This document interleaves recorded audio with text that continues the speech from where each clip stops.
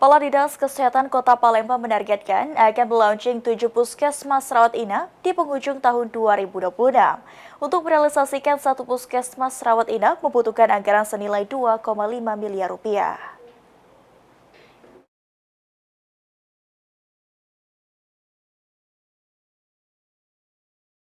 Dalam mewujudkan program Palembang Sehat, hingga Januari 2026 ini, pemerintah Kota Palembang telah memiliki sebanyak 6 unit puskesmas rawat inap dan hingga akhir tahun 2026, Kepala Dinas Kesehatan Kota Palembang menargetkan akan melaunching 7 puskesmas rawat inap.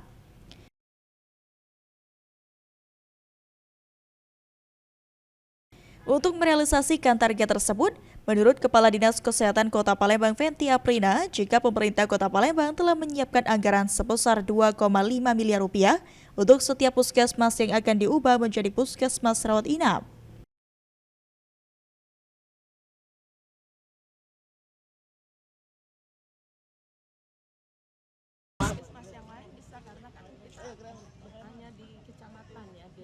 Penambahan fasilitas rawat Ya, inap APBD itu kita gunakan ada APBD. anggarannya nggak Bu? Per puskesmas mungkin berapa gitu Bu? Ya, ada untuk penambahan puskesmas rawat inap ini ya dianggarkan ya minimal 2 miliar, 2,5 miliar seperti itu. Ya, karena kan harus memenuhi kriteria seperti itu.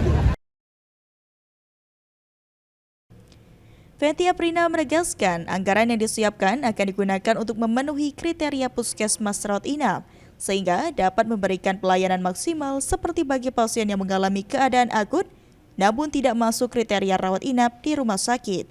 Sandi Pratama, PAL TV.